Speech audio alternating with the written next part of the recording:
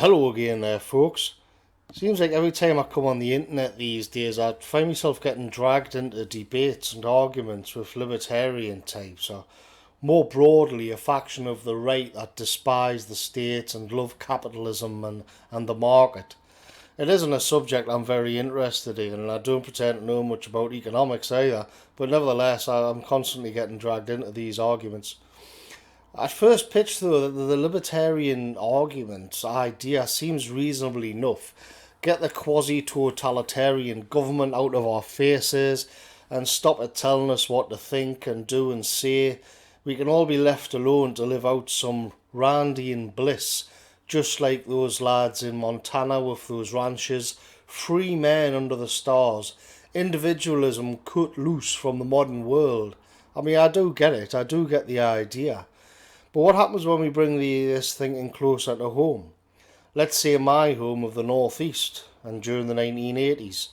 I never bothered asking these libertarians what they would do about the mines and the pits and the heavy industry which Thatcher closed down. I knew they'd be in favour of shutting it down. But then they also agreed that the newly unemployed working class masses of the North should not receive any government support or benefits whatsoever.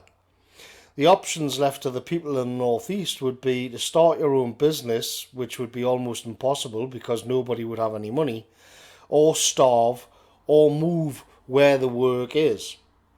In the move to work scenario, we'd have seen a mass exodus from the Northeast, scattering itself around the nation, essentially disintegrating an entire way of life and settled community because it wasn't profitable enough. Here, my father would have ended up in Liverpool, let's say, and my mother would have ended up in Glasgow, thereby dissolving my family. The family structure would be destroyed as well. The people of the Northeast, the Geordies, a distinct part of the British identity, would cease to exist. And this isn't the left we're talking about here with crazy immigration policies or whatever. But fundamentally, the view of man is the same. It's a model of man as economic unit before all else. And it's this vision that lies at the heart of the arguments raging in my internet circles. I mean, it may not be left-wing, but it isn't exactly right-wing or conservative either. The only thing being conserved here is the market. The people are just grist to the mill. This is a model of man as self-interested individual. Having removed the state from the equation, people are expected to wander the free market wasteland, foraging without actually having a settled community or even any deep bonds or roots or ties or anything. Essentially, it's similar to the life of a snake or some reptile creature. But at least we're free from the leftist nut jobs and big government, aren't we? We've conquered that. And it does make sense if you want to get away from the worst ravages of the left. The long march through the institutions can only happen because those institutions exist in the first place. No institutions, no march. No march, then no left-wing hegemony across the civic landscape. But what about the long march through the boardrooms? What happens when you've nailed your colours to the mask of capitalism and the free market, and the biggest hitters go woke and begin endorsing the exact values you fled from in government?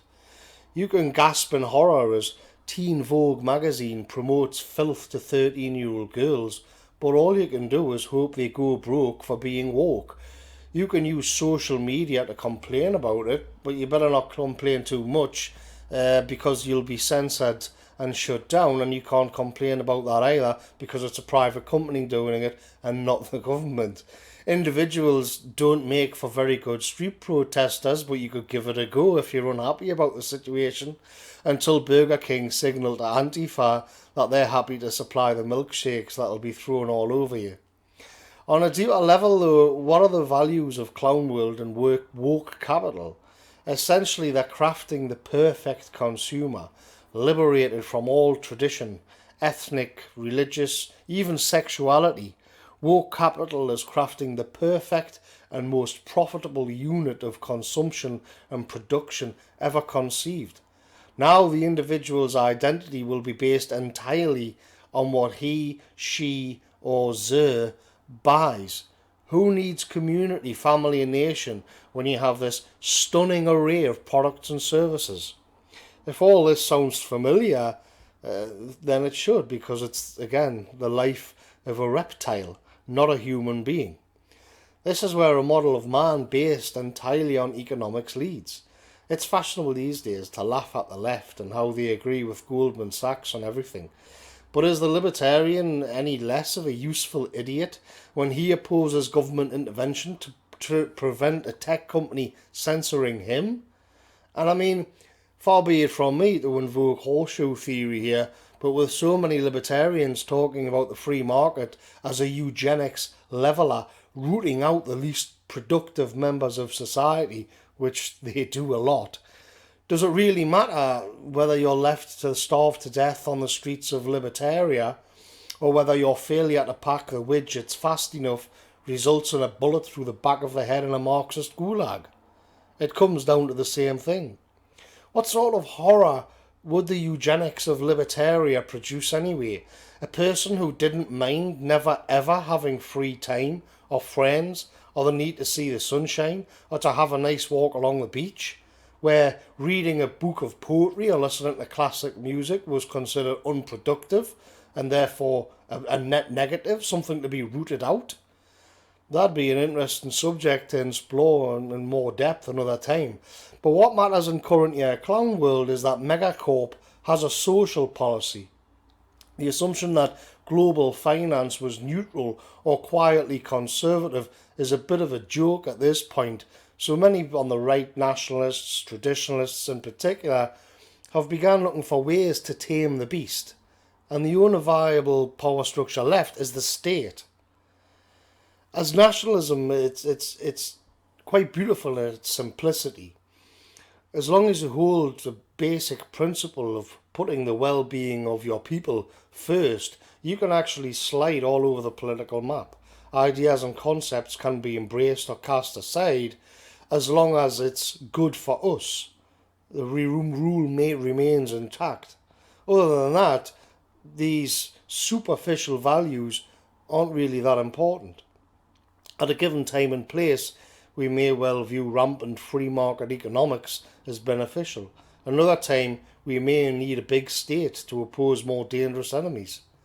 The tragedy of libertarians, in the end, is that they're selling a product we no longer want to buy. So I'll catch you later, folks. Thanks for listening.